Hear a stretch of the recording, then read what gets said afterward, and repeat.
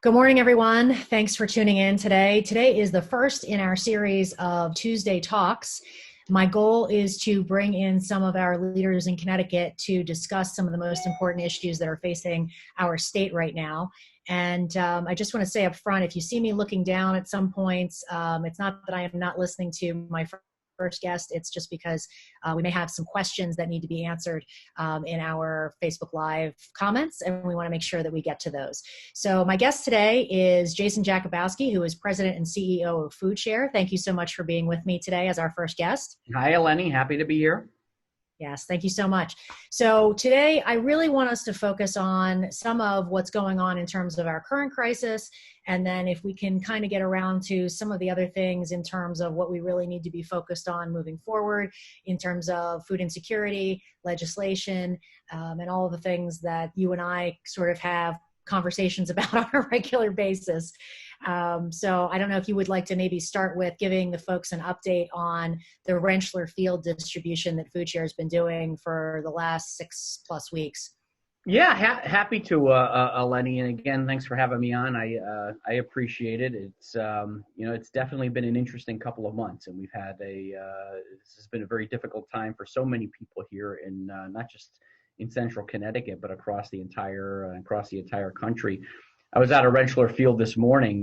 We're on week 7 over there at Rentschler right now. And what's unique about that distribution is that it was only created as a response to this, to the COVID-19 situation. We surveyed about more than 500 cars a couple weeks ago over there. And 72% of the households that are coming to Rentschler Field are new to food insecurity. They've never experienced food insecurity prior to COVID.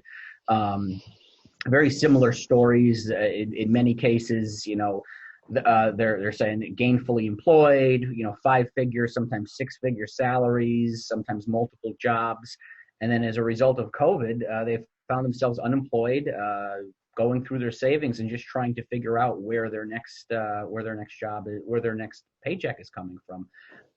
So they've turned to us for help, and that's what we've seen at that Rentschler Field distribution.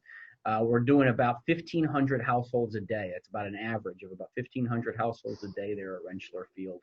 And people are driving out of there with probably about 30 pounds of food, some days even more, depending upon what we have in stock. So I always say it's definitely humbling. It can be a sad experience, but it can also be an uplifting experience. And I think that's one of the things that I think any of us who have been there have seen firsthand. We have a lot of donors. We have a lot of volunteers that are able to make that particular distribution happen. The thing that I find most amazing about that Rentschler Field distribution, though, is that it is on top of everything else that we do. We still have 64 mobile sites that we are doing in every 2-week period. We still have over 250 partner agencies that we are out there serving and delivering food to. So this just shows you just what the overage is as a result of the COVID-19 pandemic. Well, and I'd like to remind everyone that Foodshare serves Hartford and Tolland counties. And so while this is certainly not a snapshot of the entire state, it gives you a snapshot of what people are really dealing with here. I've been out to the site several times volunteering, and I think what you said about, some days it's uplifting, some days it's sad. I think that the days that I've been out there and the days that I've been out there with friends who are volunteering, I think that you sort of ride the wave of that throughout the day in terms of, you're happy that you're being able to be productive and get people what they need. And it is all walks of life. I had said in a previous post, you've got everything from a Mercedes that looks like it was, just fresh off the showroom floor to a Honda that's going to drop a muffler at your feet and everybody in between. And I think that it's the same for the people. It's, you're seeing every single race represented, every single faith represented, every single socioeconomic level represented, because this pandemic has really touched everyone. It has been a universal, leveler in some ways for so many people in our state and across the nation. And I guess I would also ask you, I know that they've just crossed the 1 million pounds of food mark in terms of just Rentschler. And how is the effort with Foodshare, how does that compare to some of the things you're seeing nationally with other food banks? How does the partnership with Feeding America work? I get a lot of questions about that. Well, I think we're all members of the Feeding America network. There's over 200 food banks across the country, including us and Connecticut Food Bank, that are members of the Feeding America network.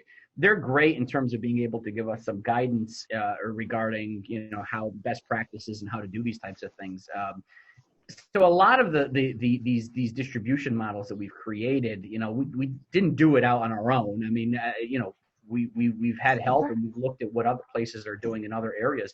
You look at San Antonio, Texas. I mean, the cover picture of the New York Times Sunday magazine this week was of 15 rows of cars outside a football stadium in San Antonio, Texas. So I mean, these types of drive-through models are being operated all across the country. What I think people like about them is the fact that they're safe. You don't have to get out of your car. They're relatively anonymous. We're not asking for a zillion pieces of information. And you're right when you were talking about those different demographics. Hunger could care less about any of those demographics. The same way, by the way, and I've heard this said about COVID in and of itself. COVID's not going to sit there and say, oh well, I'm not going to invade you because you are of this demographic. Hunger is the same way. We have every age classification, gender, race, ethnicity, zip code, area code. We take care of all of them. And I think that, even in some of the more affluent towns here in Hartford and Talon County, there are people who are hurting. I've been out to the mobile that you volunteer at in Avon, Eleni, and, double the number of people that were there just 2 months ago. And that's in Avon. And Avon is a relatively affluent community compared to some of the rest of the service area that we have. So I tell people all the time, it's not just Hartford, it's not just New Britain, it's not just East Hartford and Manchester and Bristol. It's Avon, it's Simsbury, it's Farmington, it's Canton, it's West Hartford, it's Tolland. We have need in every one of those communities, and I think that's one of the things that this has really shown us. And I think that when you go from those mobile sites to mobile sites, you definitely see the change in demographics. Like I know, for instance, the Avon site is primarily older white folks, our seniors. There's a handful of younger disabled folks, but generally speaking, it's, our retirees that have had challenges and struggles and that sort of thing.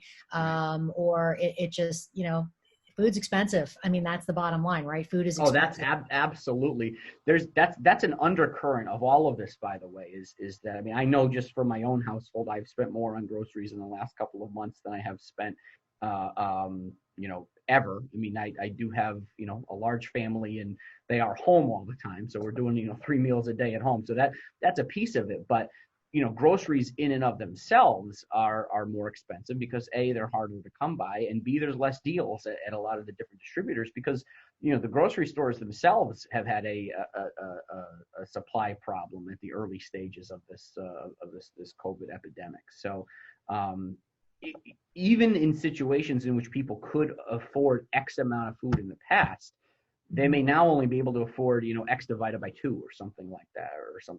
So, that is a piece of it.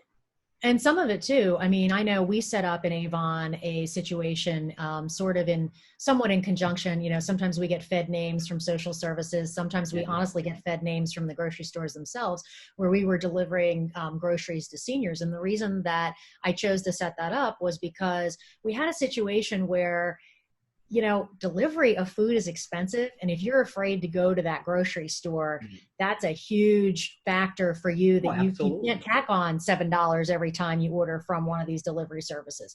And it's really a problem. So I think that, you've got the cost of the food, and then you have the cost of these sort of add-on things. And then it changes too when you were talking about availability. I just know from my own household that, I've ordered this brand of eggs. Well, that's not available, but the brand of eggs that's available is more expensive. So, you're getting what you get, or you go to the grocery store and you would normally buy this milk, but that milk's not available. So now you have to buy the milk that's more, I think it's really been an issue. And so you mentioned kids, and certainly we're all thinking about, we're heading into summer, school's about to let out virtually.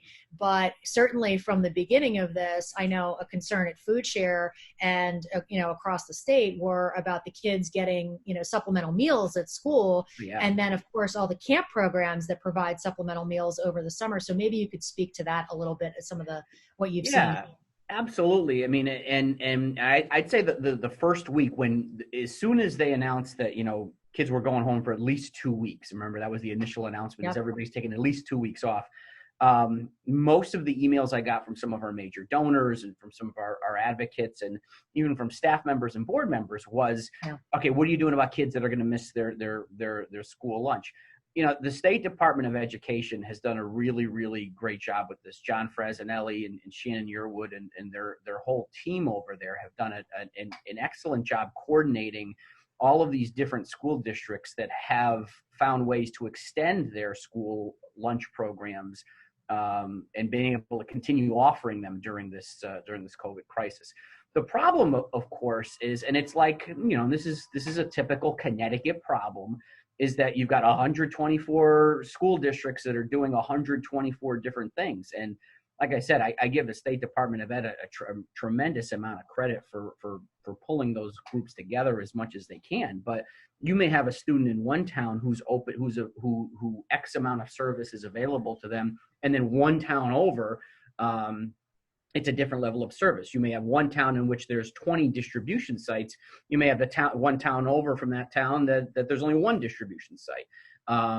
So there's a lot of there's a lot of differences there. And again, I think that's one of the, I understand. I'm a Connecticut guy. I've lived here my entire life. I get that the charm of Connecticut is that we have 169 towns and they all kind of do their own thing. But this is a perfect example of, the State Department of Ed had to work with 124 different school districts, around the clock those first couple of weeks to get this program up and running. Wouldn't it be better if there was a regional response or just one statewide response? And I know what they're doing now is transitioning that program to their typical summer meals program, in which the U.S. Department of Education and U.S. Department of Agriculture works with the State Department of Ed in order to administer a summer meals program, which works in a similar way. You can go to a certain place at a certain time, and you could pick up a lunch for your child or with your child during the summer. Again, not every town that's doing the regular school lunch program is doing the summer lunch program. So what we try to do here at Foodshare is again, we acknowledge that every town is sovereign and has the ability to make some of their own decisions. We do whatever we can to promote those programs. Those programs in many cases tend to be the first line of defense against hunger.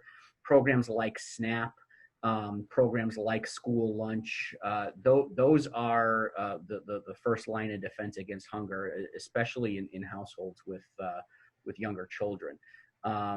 We don't have enough food at this food bank or any other food bank in order to be able to supplant those programs. So the most that we can do, so anything that we can do in order to help enroll individual families on SNAP and point them in the right direction of their local school lunch programs, either during the pandemic or for the summertime, that's what we want to do.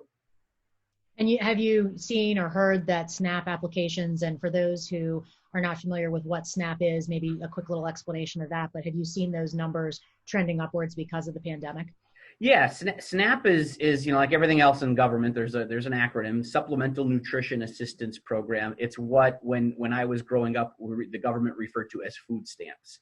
It's a lot more intricate and high tech now. Everybody gets a debit card with a certain amount of money preloaded onto it. We have definitely seen an uptick in SNAP. We have a SNAP enrollment team here at Foodshare. We've had it for about 5 years, and it's a tremendous group of staff and individuals who work with individual households to sign up for SNAP. So here's a stat for you. In the month of April this year, we signed up 148 new households. In the entire first 6 months of last year, we did 150. So, you could see that there's a major increase in need, year over year in terms of how people are utilizing SNAP. Part of the problem, of course, is that, You want to make sure that there's enough food at the grocery stores for people when they get their SNAP dollars.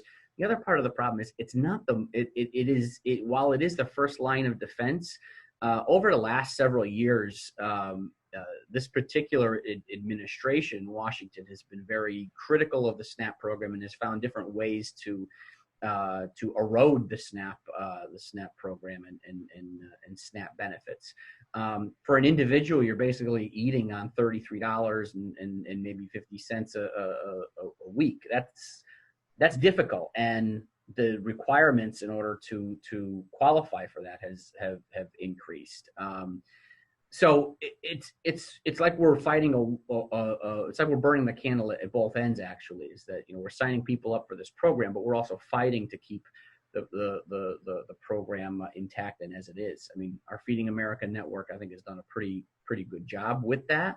But it's tough when the very program that you're urging people to utilize to help themselves is constantly under attack and is constantly being changed. Well, and the reality of it is, I think that there's this old antiquated idea that people who receive this sort of assistance stay on this assistance forever and ever and ever. And that's just not true. I mean, that's not true. That's just patently untrue. Look, I've heard those talking points. Oh, I saw people are using their SNAP to buy beer. No, it's a debit card. You can't. It will not work. I mean, it physically will not work. Any grocer will tell you that. And we have a great relationship here with the Connecticut Food Association, and they've been fellow warriors with us in terms of trying to help increase SNAP benefits to individuals, because they know that not only does it help households, does it help families, does it help children, but it helps the economy too. It's putting money right back into businesses here in the state of Connecticut and across the country. One of the proposals that Senator Murphy has at the federal level is being, at least during this pandemic, allowing individuals to use SNAP benefits at restaurants. And again, looking at that as a double-edged sword. On one hand, you're helping individuals eat, which is what the purpose of SNAP is. On the second hand, you're also helping restaurants, which are have been hurting over these last couple of months. So creative ideas like that. That's what we need at a time like this. I mean, that's exactly what we need. Well, and just that realization and that sort of comfort that comes from, okay, these positions, these programs are in place as a social safety net. It's not just that it's not, like you said, it's not just that it's feeding the family. It's putting dollars back into the grocery stores, but if you're able to then pay something else, that you wouldn't have been able to pay, that's stimulating the economy as well. Absolutely. Because we've had this, just assist.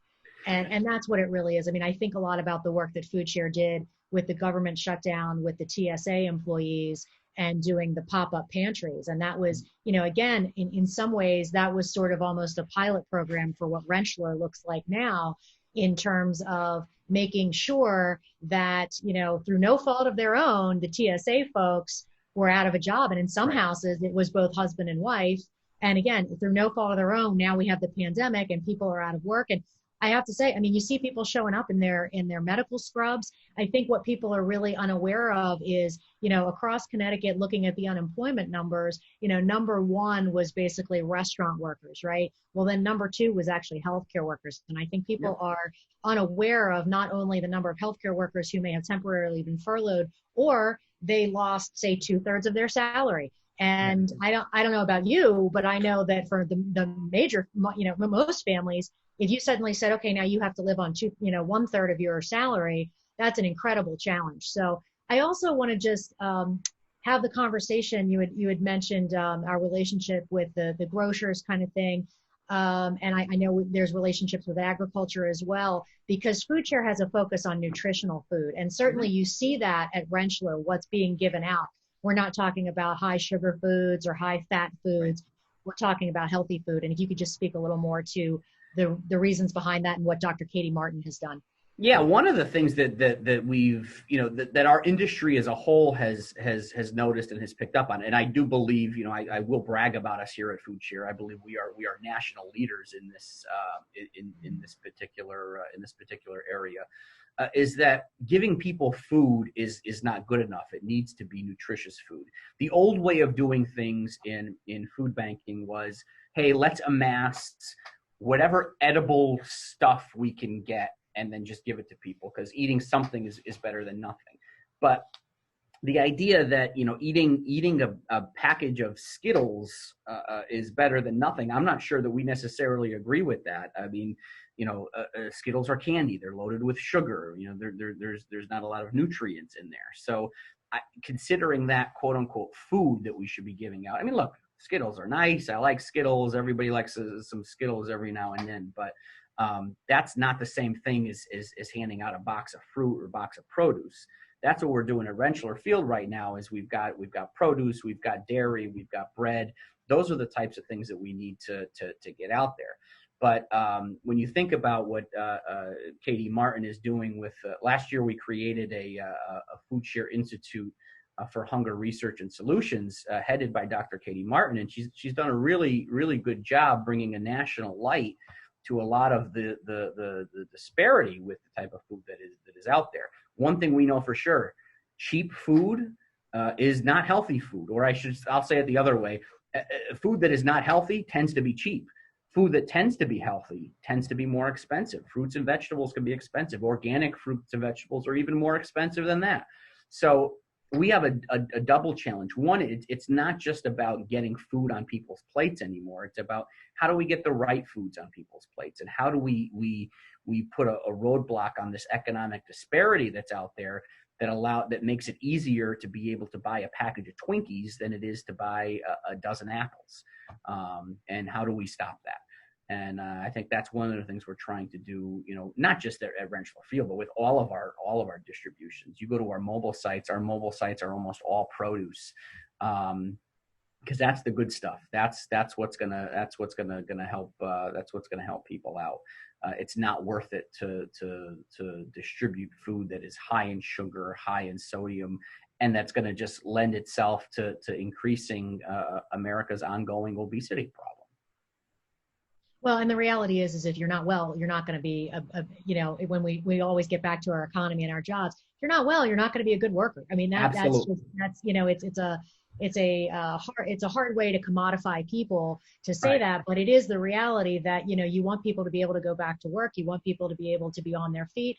We all know the healthcare situation in this country, and, we certainly want people to be well to the extent that they can. And, some of it is an education process for sure. I know when I first started working or volunteering at the Foodshare Mobile a few years ago, periodically we'd have students come in and they were nutrition students, and they would hand out recipes or healthy things. And I certainly, whenever there's certain fruits or vegetables coming through, I'll say, oh, butternut squash, I like to make that with apples in a soup, or, and it's a good way to have that conversation with people, because sometimes you're seeing things in the same way that when people first started joining, the community agriculture, the CSAs, and they would see bok choy, and they're like, okay, I don't know what to do with bok choy. What do I do with this? So I think that there's also, it's an education piece, and it's a continuing education piece. I think that, the way that Foodshare has the hunger action teams, the hats set up in the communities, and maybe you could just speak to some of the work that the hats do in the communities, because that is another piece of incredible activism and volunteerism that I think is a national model as well. Yeah.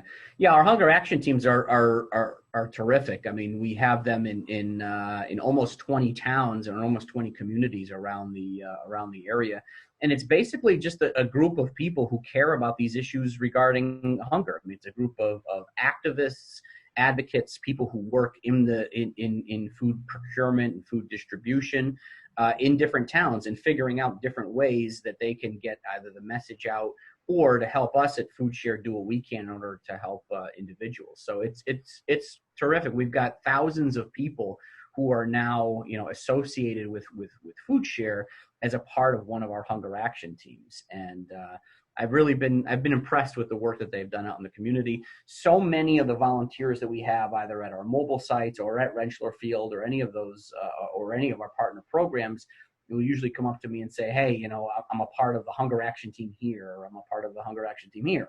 And it's a good way to get people, A, interested in the work that we're doing, but also B, getting people who have the same interest around the table and figuring out, how we're all going to, how we can all help each other.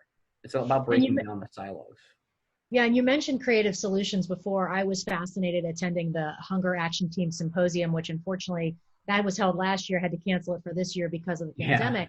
But fascinating to go and hear how various hunger action teams are assessing the needs of their community and moving forward. One that really impressed me that I know is now being duplicated is like the community car fund. You wouldn't think of a car fund being associated with a hunger action team, but at the end of the day, it's addressing the root causes of poverty. Well, if your car is broken down and you can't get to the job you need to get to, obviously that's a huge barrier to then you being food secure.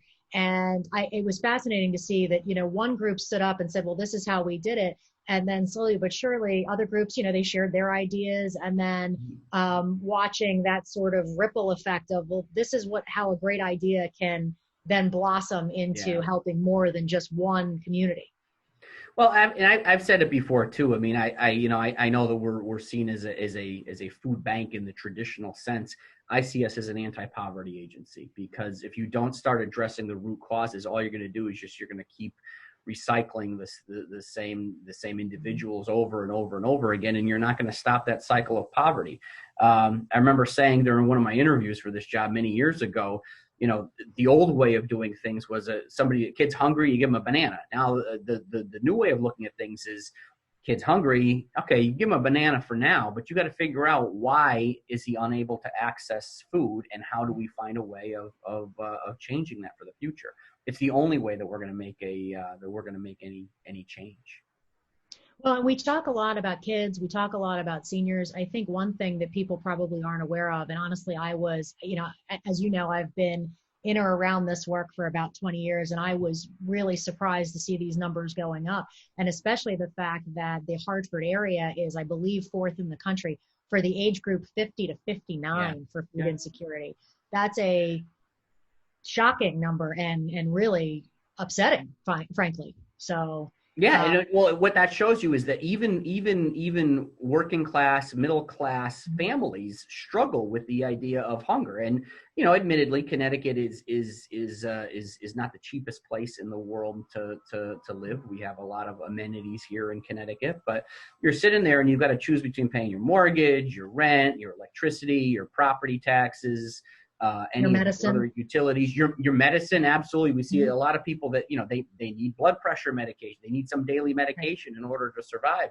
Or you're going to spend your money on food, and food ends up being the thing that tends to go by the wayside, unfortunately. Right. Right. And again, that's what we're here for, is to just is to help people make those ends meet. But you're absolutely right. That middle-age demographic just shows you that it's the middle class, it's the working class here in Connecticut that are struggling the most with this.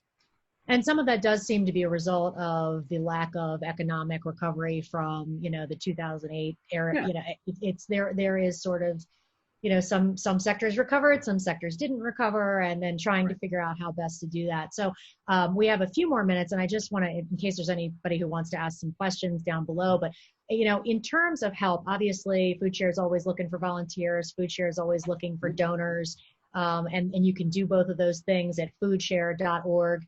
But I'm curious, are there other advocacy things that people can be doing in terms of helping to address those root causes that you talked about? Yeah, absolutely. I mean, everybody can do something. Again, if you want to make a monetary donation, you can go to foodshare.org. If you want to volunteer some time, you can go to foodshare.org. If you want to collect a bunch of cans in your neighborhood, one of our local partner pantries would be more than happy to take them. But also creating a dialogue with your elected officials is important. I mean, at all levels, whether it be your members of Congress, your state legislators, or your local town councilman. Having a dialogue and letting them know. I mean, sometimes many elected officials aren't aware of what the actual issues are in their community regarding hunger. Again, you look at there are spots within the city of Hartford in and of itself. There's some very wealthy areas of the city of Hartford. There are also some of the poorest areas in the entire United States in the city of Hartford. You've got to be able to deal with that disparity. And we deal with that all the time here in Hartford and Talon County. It's important that people reach out to their elected officials, talk with their elected officials, and let them know what the needs and concerns of their community are. That's a big piece of what we try to do. Well, and I think that, one of the things that Foodshare did, those town by town snapshots, that really give you an understanding. Like I know in Avon, our town by town snapshot shows that, it was in 2018, more than 150,000 meals were served. So I think that if that's the sort of, certainly people can reach out to Foodshare, get that information to then take back to their towns in Hartford and Talon County and say, here is what it really looks like on the ground in some towns. And we know it kind of does depend on the relationship we have in the town with the pantries and, but it does give an idea of, yes, people are hungry everywhere. Yeah. And there is food insecurity everywhere. And there are things you can do. I had someone reach out to me last week and she said, a friend of a friend said, I ordered groceries and I ended up with 7 heads of lettuce and this many milks. And, she said, I just don't have any place to store it. And I said, well, Foodshare's got a great program, Meal Connect. And so a volunteer came, you can go on Foodshare's site and if you are someone who has food to give, there's a way to put that on there. Or if you're someone who's willing to go be a volunteer to pick up food and take it to, where it needs to go. And so she was thrilled because someone came and picked up all her excess food that she couldn't store and didn't want to go bad and didn't want to go to waste and couldn't return. And she's a senior. So she, was trying to be safe, didn't want to go out. And so it was a beautiful connection that was made in terms of the Meal Connect program. It's a great story that warms my heart. I love to hear stories like that. And I have to say, I heard it a bunch at the beginning of the pandemic. Folks reached out. We've got a great partner here in Avon. The Avon Prime Meats, they do a lot of food rescue for us. Fresh Market does food rescue for us. Stop and Shop. I mean, we have ShopRite. We have wonderful, wonderful partners all over all over our counties. These are just the ones that I happen to know off the top of my head, and I'm so grateful for. And we've got Gifts of Love here in Avon, which does a wonderful job. We have our pantry at St. Anne's, and the most important thing, for folks out here, we have these mobile sites, and certainly most people go to the one in their own town. But we certainly do see sometimes people are sadly embarrassed that they need help, and so they come from another town to be able to get into a mobile near them. So that they can get food. The one in Avon happens every other Tuesday from 10 a.m. to 10:30 at the Farmington Valley American Muslim Center. So that's an important one for people to know. And I don't know if you have any closing thoughts on just moving forward through the pandemic. I know we're distributing through the end of June at Rentschler, correct? We'll be at Rentschler Field through the end of June every weekday, 8:30 a.m. until 12 p.m. We'll be out there. We definitely need volunteers out there, and we need to be able to continue to purchase food for that area. But again, also think about volunteering locally too. We've got pantries and we have mobiles that definitely need your help. That's the only way we're able to do what we do. Or, still delivering groceries, they're still recommending, even though we're in reopening, the recommendation is still that if you are over 60, 65 years old, or if you have a compromised immune system, that you are not going out, that if you can get groceries delivered, or if you can't get them delivered because you're having a problem paying for the delivery service, certainly, we've got Avon Social Services. I know Canton has a pantry. I know Canton Social Services and Senior Services. So it's important that, people do reach out, because there are people who want to help and are waiting to help. And, there is no shame in any of it at this point. No, there none at all. And again, this is definitely a sad time. This is definitely a trying time for our community, for our country, for the world. But I prefer to look at the optimistic side of it, and that there are so many people who have stepped up either with their time or with monetary contributions or with food, and that who do want to help. And I do believe we will get through this. It may not be easy and it may not be quick, but we will get through this, and there will be some economic recovery at some point in time, and we will we'll be back to where we need to be. But until then, Foodshare's here for you. And just one final question at Yep. foodshare.org, that's FOODSHARE.org, O-R-G. Are people able to not only make donations, but say they want to become a monthly donor? That's a possibility too, Absolutely. right? You can sign up to be a monthly. We love monthly donors. You can sign up to be a monthly donor. You can make a one-time contribution, a recurring contribution. You can sign up to volunteer. It's a one-stop shopping there at foodshare.org. So we invite you to come And, out and visit our site. and you can also find assistance there. You can find in Yep. Hartford and Talent County where your mobile might be. You can Absolutely. All also those schedules text. are on there. Right. And you can also text the word food share, all caps, to 85511. And the great thing about that is it just asks you a couple questions in terms of what town you're in. And it gives you the information about, you know, all the available sources for you to be able to go and Yeah. get food. So that because, you know, this is a long haul where, you know, It people, is. there are people who are getting back to work, but this is going to go a lot longer than people realize. And I there are going agree. to be people struggling a lot longer than people realize. No, I agree. I'm with you 100%, Eleni. We're all. I think we're all in this together, and we are all doing what we can. And I appreciate opportunities like this to be able to continue to raise awareness as to what we are doing out in the community. So thank you. Thank you so much for the leadership you've shown because it's been extraordinary. Most of the people who are watching probably have seen Jason on TV quite a bit out at Rentschler. If you are interested in volunteering and you want to reach out to me, that's fine. If you know, obviously you can go to the website, foodshare.org. But again, thank you so much for your time today. I know it's definitely Absolutely. critical that you're out there. And, you know, I laughed when I saw that you were at Rentschler crack of dawn this morning. I'm like, well, he better be at his office by 11. I'm here. I'm here. I'm here. That's not a fake background. That's my real, that's I know. And it's great to see the kids and all their work. So thank you so much. We truly appreciate it. And thanks for being such a leader on all of this. All right, Eleni, thank you very much. And we'll talk soon.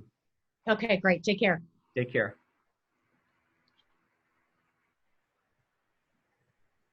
We good? I think we are. I'm just going to, I think we're still recording. So I'm going to, let's see. Hold on one second.